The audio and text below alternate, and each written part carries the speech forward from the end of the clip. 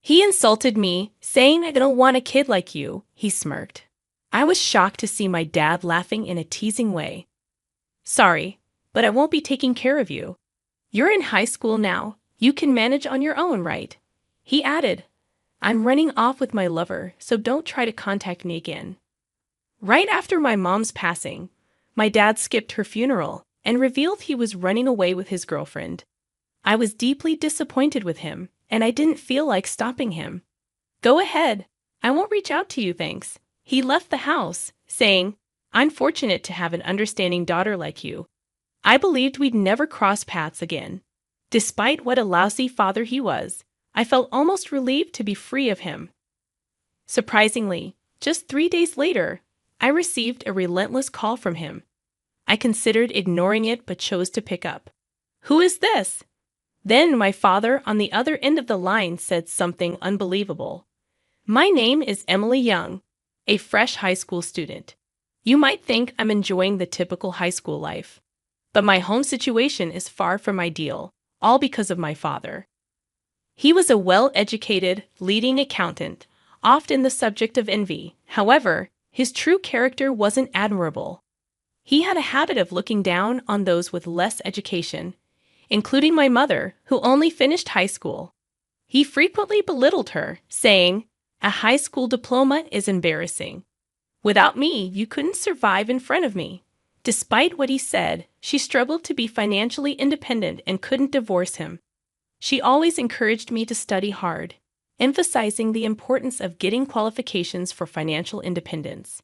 Don't end up like me, earn your own living, she'd say, reading books to me since my childhood. Even though my father earned well, he provided only the bare minimum, and my mother couldn't afford to buy books for me.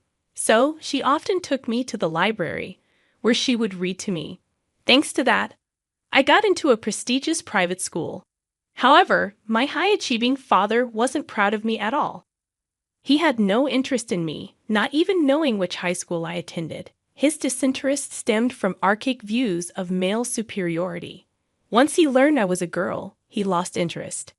He had initially wanted a son to inherit his accounting firm, but that dream ended when my mother gave birth to me and couldn't have more children. Since then, he hardly showed any interest in my mother or me. When he was drunk, he'd insult my mother, saying, Dan, I'm such a nice guy to marry an ugly, stupid woman like you. She'd ask him to stop, especially in front of me. But he'd get furious, yelling, What, talking back to me? Do you realize who's feeding you, you useless woman? I couldn't bear to watch, locking myself in my room and covering my ears. His tyranny extended beyond verbal abuse. He also had a troubling habit of infidelity. Using work as an excuse, he frequently arrived home late, sometimes not until morning. Over time, he started emanating the scent of women's perfume, which repulsed me. I'd remark, Your perfume is too strong, pinching my nose. He'd respond with disdain, saying, What, you think your nose is too good? Why did you wear perfume too? A woman like you can't survive without relying on a man. I harbored deep resentment toward my father for uttering such demeaning remarks to his own daughter. However, it seemed like he didn't even realize the extent of my disdain. He'd continue with comments like, You do take after your mom with that plain face and personality. What's the use of a girl like you studying? You'll just end up a woman with too much pride, and no man will come near you. While he consistently insulted my mother for lacking education, he belittled me for being educated, claiming it was pointless for a woman to study. I considered this man truly hopeless. Adding to the frustration, he scarcely provided us with any money, yet adorned himself in expensive brand suits and watches. Even his loungewear was stylish, leading me to question the economic inequality within our own home. When I proposed to my father, If you have that much money, why don't you buy something for Mom? He merely snorted, saying, It's my hard-earned money. What's wrong with spending it on myself? He adamantly refused to spend a penny on us. It was solely because of my mother that I could endure those days. However, just as I entered high school, she was diagnosed with breast cancer. By the time we discovered it, it was too late, and she had a limited time left. Upon learning about it, I broke down, clinging to her and crying. I questioned, "What am I going to do without you, Mom?" But then, considering the situation, I didn't want to cause her any more worry because of me. Since then, I made an effort to spend the remaining time with her as joyfully as possible. When I visited her in the hospital, she would say, "Sorry for troubling you every day, Emily. You have schoolwork too. You don't need to visit me so often," with a relatively cheerful smile. I responded, "I come because I want to see you, Mom. Plus, staying at home means dealing with that drunken father of mine. I can't stand even looking at him." Hearing this, my mother's expression turned a bit sad. "I'm sorry for making you feel that way about your father. I'd always hoped you and your dad would get along." Irritated, I replied, "I'm sorry, Mom, but that's impossible. You do all the housework and take care of me, and he just looks down on you for it." My mother sighed slightly and said, "That's because I'm of no use in society." Trying to reassure her, I said, "That's not true, Mom," but she just gave a faint, sad smile. My father never visited my mother in the hospital. He rarely came home either. On the few occasions I did see him at home, I asked him to visit Mom, but he refused. "I'm busy with work. You, her daughter, should visit her. Dan, her suddenly getting sick and leaving all the housework undone is such a nuisance." Horrified, I responded, "How could you talk like that? Can't you at least worry about Mom a little?" He replied with disgust, saying, "Worry? I'm more concerned about my own future. She promised to take care of me for life, and now she gets sick so soon. It's unbelievable." I couldn't suppress my anger and shot him a glare. "What's with that look? You do realize you're living off me, right?" I wanted to leave this house, but frustratingly, he was correct. I was still a freshman in high school and under his roof. Then, a month later, my mother passed away. Amidst the grief, I busied myself with preparing for her funeral. My father insisted we didn't need to have a funeral and provided no help. However, I was determined to give my mother a modest farewell. I called him, mentioning his busy work schedule and infrequent returns home. "Hey, I've decided to hold a funeral for Mom, so please come." When did I stop referring to him as Dad? That thought crossed my mind, but I had no intention of using that term ever again. Annoyed, he replied, "Dan, I told you we don't need a funeral. I'm not going to spend any money on that, you know. I'll work and pay you back in the future, so please at least come to the funeral. I'm busy that day, plus I hate such pathetic events like funerals," he said before hanging up abruptly. I was left speechless. Despite our strained relationship, he had been married to her for years, yet he wouldn't be there for her final moments or even attend her funeral. This was the breaking point for me. I lost all respect for my father. The next day, an unusual event occurred. I thought it was rare for my father to be home, but there he was in the living room with a large suitcase. Seeing my puzzled expression, he blurted out, "I don't need a brat like you," sneering. I was stunned to witness my father laughing mockingly. "Sorry, but I'm not going to look after you. You're in high school. You can live on your own, right? I'm eloping with my lover, so don't ever contact me again." Immediately after my mom's death, without attending her funeral, my father declared his elopement with his mistress. I was completely disillusioned with him and had no intention of trying to stop him. "Just do whatever you want. I won't be reaching out to you, that's for sure. Thanks. I consider myself fortunate to have such an understanding daughter," he said before leaving the house. I believe that was the last encounter between us. Strangely, despite how awful he was as a father, I felt oddly relieved to be free of him. However, just 3 days later, I received a persistent call from him. Initially contemplating ignoring it, I eventually decided to answer. "Who is this?" Startled by my response, he stammered, "You. How can you ask who is this to your own father?" I retorted sharply, "Do you really think I still see you as my father? Are you foolish?" This seemed to fluster him even more. "Hey, you've done something terrible, you know. Because of you, I might lose my job." "What are you talking about? I haven't done anything." "Weren't you the one who said never to contact you again?" I replied casually. Then, at the height of his anger, he shouted over the phone, "Is this really the time for that? I know what you're doing." Listening to him seething in anger, I couldn't help but laugh. Yes, he was right. The predicament he found himself in was a result of my actions. This takes us back to before my mom was diagnosed with breast cancer. Frustrated with my father's constant infidelity, I decided to gather evidence of his affairs by snooping through his phone. When he was intoxicated, he often carelessly left his phone unlocked, walked away, and dozed off. Swiftly taking his phone from his hand, I began sifting through the photos. There they were, numerous pictures of my father with a woman who appeared to be his mistress.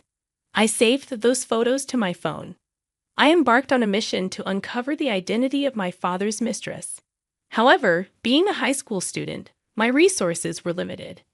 In contemplation, a close friend mentioned, my friend's cousin is a private detective. I pleaded with the friend to introduce me to the detective, who agreed to investigate my father's mistress, saying, "Okay, I'll do it for my cousin's sake, and you can pay me later." The investigation yielded intriguing results. The mistress, Natalie Grubb, was supposedly 32 years old, residing alone in a luxurious condo. "But this condo is too big for one person," pondered the detective. Delving deeper, he discovered that Natalie had a husband on an overseas assignment. My father, under the impression that Natalie was single, was in for a rude awakening. Upon learning this, I couldn't help but laugh. On the day my father abandoned me and left the house, I sent photos of his affair with Natalie to her overseas husband. Half of the photos were taken from my father's phone, and the rest were captured by the detective. Presumably, a furious call from Natalie's husband reached my father, and I could hear his agitated voice on the phone. Accompanying the photos sent to Natalie's husband was a letter stating, "Your wife is having an affair with my dad, and you knew about it, didn't you?" "Yeah, you heard right." "Well, it can't be helped." "Yes, I did it, but so what?" "I just told the truth," I responded, leaving him speechless and trembling with anger. Adding insult to injury, I remarked, "Planning to elope without even knowing she was married? That's just stupid," further fueling his fury. "What do you mean, stupid? Talking to your parent like that? What you did is not just telling a husband about his wife's affair. It's more serious than that," he solemnly stated. Intrigued, I asked in a puzzled tone, "What? What do you mean?" "That's the problem. You don't understand the gravity of the situation," my father continued, his voice trembling. "Natalie's husband, he was an important executive at a major client of my company." "No way, really," I exclaimed in surprise, though I already knew. Unaware of this revelation, my father lamented in a dark tone, "Oh, unfinished. How did it come to this?" The detective's investigation had unveiled that Natalie's husband was an executive at S Corporation, a publicly listed company and a key client of my father's firm. Upon discovering that S Corp was a major client of my father's company, a thrilling sense of excitement surged within me. This presented an opportunity for revenge for my mother. Yesterday, Natalie's husband stormed into the office, spreading affair photos of me and Natalie throughout the company. Stunned, I momentarily froze but coolly remarked, "Serves you right." Quiet. You have no idea how much contempt I face from my employees. Me, the president, being ridiculed by those lower-level employees. It's humiliating. I couldn't suppress a laugh at his words. My father, always proud and condescending, was now scorned by his own employees. The irony was palpable. Soon, the president of S Corp contacted us, announcing the termination of their business relationship. Wow, that's serious. You really don't get it, do you? It's not just that. After S Corp pulled out, all my employees submitted their resignations. His words left me in shock. Everyone. Why would they do that? Because without S Corp, my company is finished. Is that so? My father's accounting firm, a small office with about 5 employees, relied heavily on revenue from S Corp. Frustrated with my father's tyranny, the employees likely decided to leave en masse once S Corp withdrew. Although surprised at the extent of the situation, It felt like just desserts given my father's actions. Natalie had left him, his employees were gone, and my father was now utterly alone. Despite his previous indifference to my mother and me, it turned out he was vulnerable to loneliness, which probably explained his repeated infidelity. Suddenly feeling lonely, he made an outrageous proposition. Well, it's fine. I was thinking of coming back home anyway. What do you mean? Well, I've broken up with Natalie, and I'm all alone now. I thought I'd come live with you. His audacious suggestion disgusted me. How could he have the audacity to return now? Living together harmoniously was impossible after everything. There's no way I'm living with you. I don't want to live with you at all. I flatly rejected his proposal. Unmindful of my disdain, he clung to the idea. Don't be so stubborn. You're still in high school, aren't you? Still a child. You should want to live with your parent, right?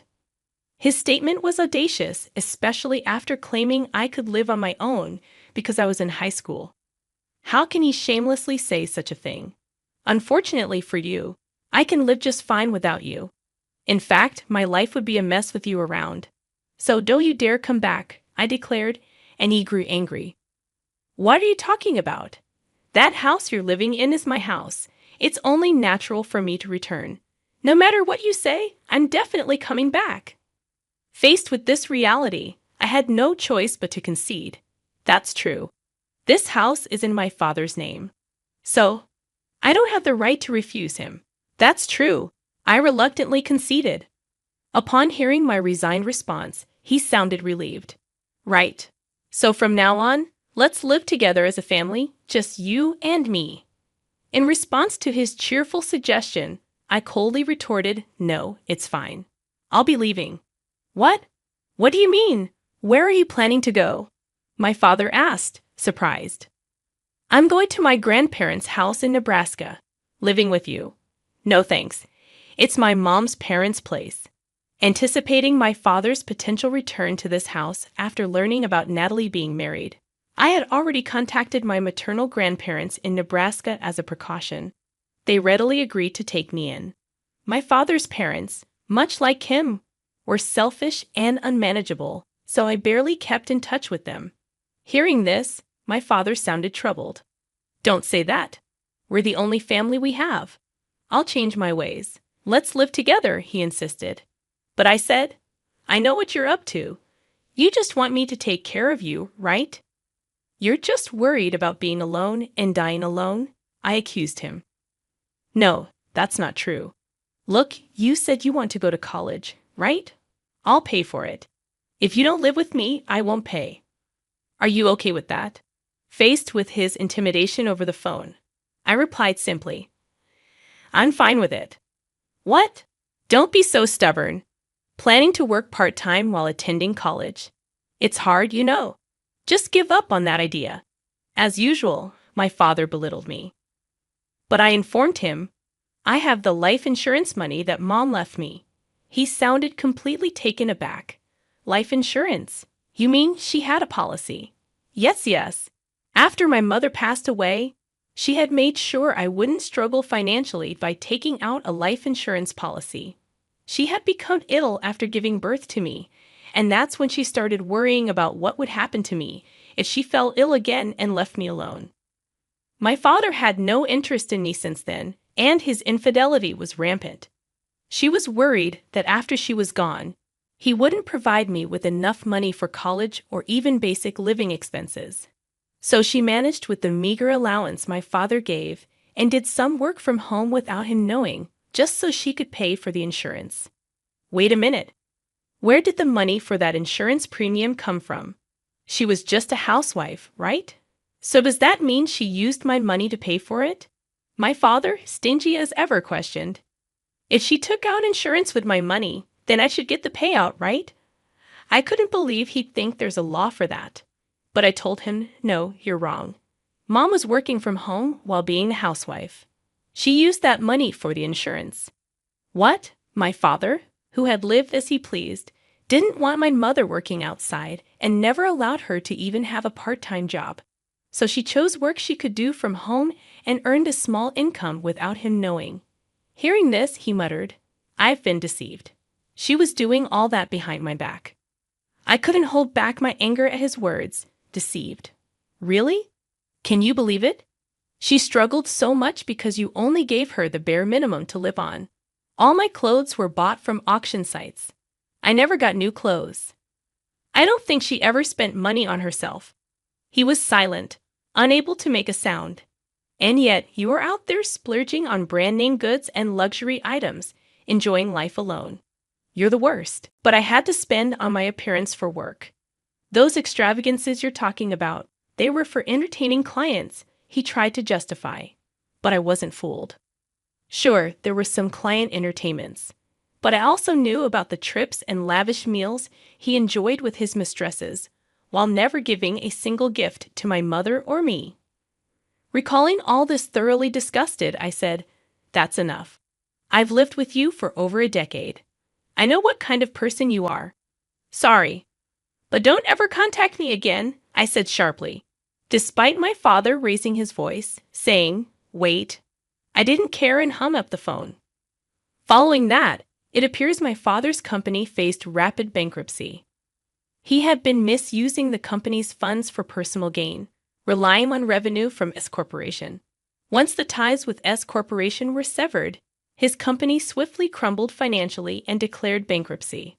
Post-bankruptcy, job opportunities eluded my father, and his income plummeted. The industry quickly caught wind of rumors about his affair with the wife of an executive at S Corporation, severely damaging his reputation. Despite his pride, my father, unable to offer apologies, struggled in sales and found himself adrift. Eventually, he couldn't meet mortgage payments and had to relinquish the house.